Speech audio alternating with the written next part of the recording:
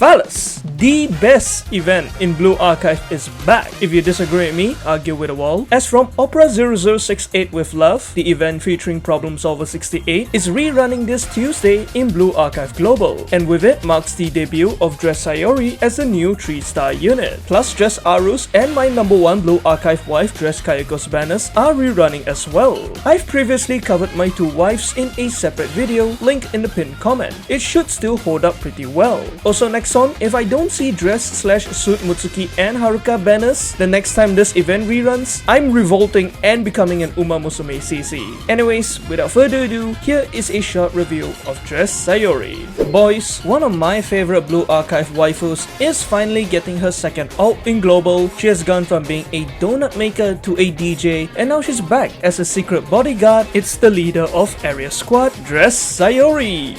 Fellas, my heart lies with my Problem Solver 68 wives, but Area Squad is my second favorite group, so I have to show my goat Saori some love too, especially since I really like her dress design. Firstly, elephant in the room, she looks exactly like that red bitch. But I'll be damned, Saori looks sexier and prettier than that dumb red fuck. For one, I'm a huge fan of that beautiful wedding dress. It's definitely unique, cause it's not what you bring for a bodyguard gig. That side slit exposing those strong, muscular mummy legs is heavenly. And good golly gumdrops, look at those giant mummy milkers. I also like her two hairstyles in this design, both of which tickle my pickle. She looks so beautiful as always with her long navy blue hair in her normal portrait, while her ponytail in her back-facing portrait is on the cooler side. She looks like an absolute badass who's locked in to protect Sensei. Speaking of, her mask has always been one of my favorite parts of her design, cause I love characters with half masks in media, and I'm glad her dress version has it, especially since her swimsuit version doesn't. Overall, I really like her dress alt's design. Don't listen to the idiots who think it's just copy-paste Beatrice, and I think it's a great pathway for all our students getting wedding dresses and the implementation of a marriage system. Finally, her L2D looks amazing as well. I like that she's slightly embarrassed and holding up her wedding dress. It's as if I'm really getting married to her. Most importantly though, I'm glad to see that her L2Ds are becoming brighter. From her regular version's L2D in a dark, dimly lit alleyway with an injured Saori, to a smiling content Saori under the neon lights on the beach, feeling at peace. And finally, her dress version under the fully bright lights in a beautiful wedding dress. I personally feel it symbolizes her acceptance of her mistakes and her dark past. And I'm proud that she has, cause she and the rest of squad deserve head pats, happiness, love at every turn, and I cannot wait to see the continuation of their story in Volume 6. So, what kind of student is Dress Saori? Well, she is a Sonic DPS striker with red armor, whose terrain modes are as follows: D combat power in urban terrains, B combat power in field, and S combat power indoors. She also uses hat, pin, and watch for her equipment, with the hat and watch being the priority since it boosts her damage dealing capabilities, while the pin increases her survivability. Now, let's talk about her skills in detail. First and foremost, Dress Saori is a powerful Sonic AoE DPS unit with a relatively simple yet strong kit, and she was released around the same-ish time as Rei, another good purple AoE damage dealer, with both of them having fairly similar kits, though they still operate differently. Starting with her 4-cost EX skill, it deals quite a lot of purple damage to enemies in a circular area, as a result of its high 1002% multiplier at max level skill, with this attack being split into 8 hits, plus its radius is also fairly wide. For comparison, it's around the same size as Swimsuit Koharu's EX.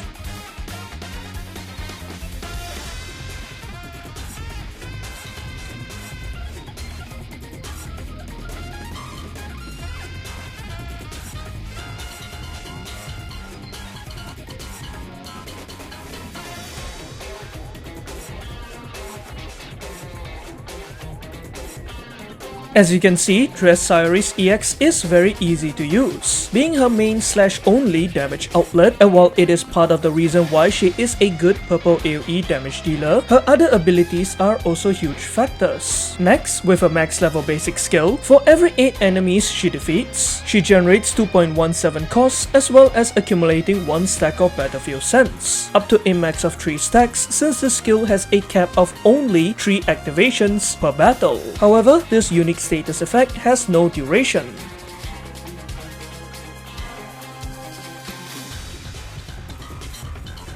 This skill cost refund ability is very useful, since it can potentially help with executing rotations faster and more smoothly, especially if activated at the proper time, as you'll be able to proc your other EX skills quicker. Not to mention the Battlefield Sense or BS stack that she gains also helps with improving her damage dealing capabilities, as it directly ties in with her sub skill. More on this in a bit. However, her basic can only activate thrice per battle, so you can't keep exploiting her cost regeneration, and at max, you'd only be refunding around 6.51 costs per fight. Not only that, its 8 kills proc requirement can be pretty steep. It's basically double of Rei's basic skills for enemies prerequisite, and D Saori would need to clear out 24 enemies for her basic skill to activate all 3 times. So you would ideally use her against groups of purple/blue mobs in order to take full advantage of this skill. Moving on, her enhanced skill boosts her crit damage, which directly helps with improving her damage output, while her enhanced skill plus at UA40, which also provides additional crit damage, being especially needed for harder difficulty content as it further significantly increases her damage output. Finally, we have a sub skill, which increases her attack speed based on the number of Battlefield Sense stacks she has. At max level skill, one stack increases her attack speed by 27.5%, 59.7% at 2 stacks, and a whopping 101% with 3 BS stacks. This ability is arguably one of the most important parts of her kit, and like I mentioned, her basic and sub are correlated, cause she gains her Battlefield Sense stacks through the former, and the potent attack speed buff that she gains at 3 stacks basically allows her to also take on a secondary auto-attacking DPS role, especially since she'll be able to launch her normal attacks faster and more frequently, in turn increasing her single target damage output, and it will also be extra helpful against a boss or in taking out any straggler mobs. Lastly, at UA50, her indoor combat power upgrades from S to SS, which again is good for endgame content that take place in indoor terrains. Thus, D Saori is a good sonic AoE damage dealer with a pretty strong kit that allows her to refund her skill cost 3 times per battle, while being able to gain a permanent potent attack speed buff, making her a strong single target AA sub DPS too.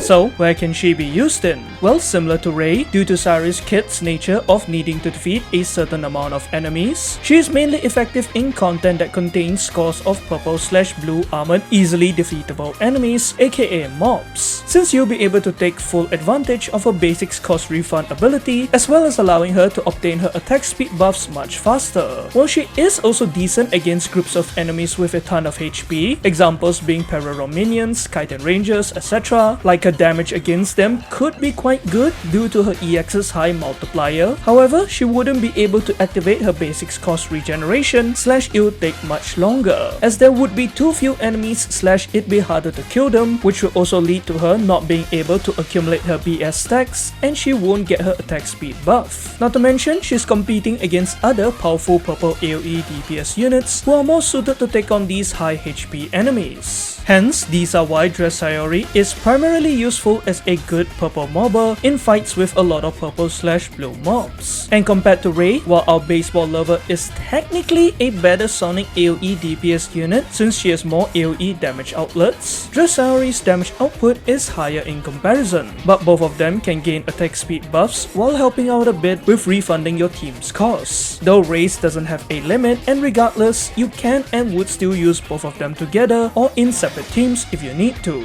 In terms of content, D Saori has seen a bit of use in certain joint firing drills, specifically those with the many tiny purple robots. And for raids, she was used quite a bit in indoor purple cheese, as seen in the previous cheese GA in JP, where a fair share of senseis brought her into their teams, especially on Insane and Torment, mostly for phase 1. Her role in this raid is simple: clear out cheese mobs, which is really easy for her because of her EX's high damage and wide radius. Plus, there are a ton of mobs for her to kill, so it is prime estate for her basic to proc quicker and stack her Battlefield Sense much faster. Not only that, while she and Rei take more damage from the minions' raid attacks on Insane and above, her pick rate is higher due to her better damage output and team-wide utility of recovering some costs. Though again, she definitely isn't a must-have for the purple armored stage for this raid, and you can just rely on Swimsuit Hanako as well as other purple/blue AoE DPS units to clear out the minions. With all that said, D Saori's main use currently lies against Purple Tifareth, the relatively new final restriction boss coming to global soon. I won't go into detail about the mechanics, but like I mentioned in my Rei review, review, Purple Tifarev has 3 round-shaped cores, of which he will activate 2 using his Brilliant Offering skill, while summoning 4 Laborers aka purple mobs to protect these activated cores. Thus, sonic AoE damage dealers like D Saori are required in order to take out these Laborers to A. Prevent him from healing since he restores 1% of his max HP for every recalled Laborer whenever he shuts down his cores, B. Deal 1% damage to him while increasing his groggy gauge for every defeated Laborer, and C. Inflict a bit more damage to him since her AoE EX will also hit the core while taking out the Laborers. Not only that, in phase 2, when his ATG gauge is full, your units will run around the arena's perimeter to avoid his giant one-shot rotating laser, but he will summon destructible barricades to block them off. So AoE EXs are once again needed to destroy them, with D Saori's being useful in taking out those that Nozomi's doesn't demolish. Plus, after escaping the laser, your team will face off against Tiff at the end, but he will constantly summon Laborers that can attack your students, so you will need to take them out while simultaneously dealing damage to the boss. And finally, D Saori also takes less damage from his yellow attacks on floor 50 and above, plus she has excellent affinity in his indoor terrain.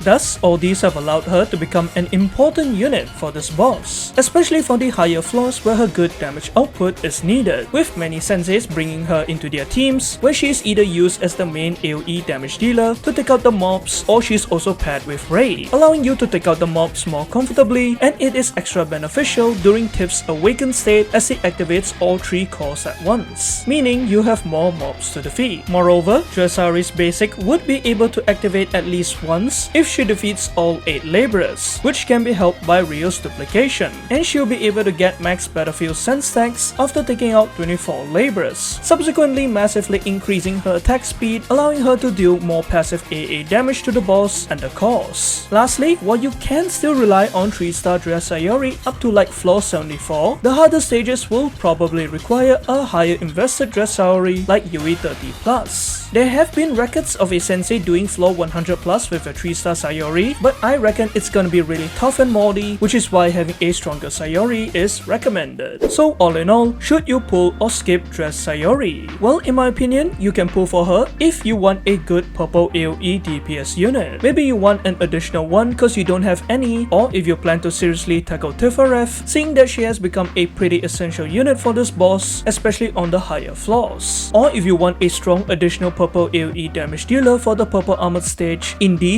any upcoming Cheese Grand Assault. On the other hand, you may also skip D Saori if you don't intend to take on Tiff too seriously or at all. I understand there are quite a lot of senseis who don't really care about final restriction since it doesn't give any pyroxene rewards. Or if you just want to rely on other purple AoE DPS units to get the job done in whatever content that requires them. Not to mention, if you want to pull on any of the banners during this event, gameplay wise, I personally recommend pulling for D Saori instead, as she is a very potent crit buffer who has also been used in quite a lot of content. So in my opinion, her pull value is much higher than D Saori's. Also, D Kayako is best girl anyways, so you should be sparking her or at least doing a 10 pull on her banner for me. If you don't, I'll hunt you down. Jokes aside, if those apply to you, then you may just skip her, borrow her from your club/friends list if you need to, and save your pyroxenes, especially since the Shupugaki twins are arriving either next or next week, both of whom are really important and limited. But if D Saori is your waifu and you're getting married to her, then congratulations, make sure to invite me to the ceremony and go ahead and pull for her. And that's all for this week's review. Let me know who you're pulling for if you are. Good luck with your pulls, and I'll see y'all in the next one.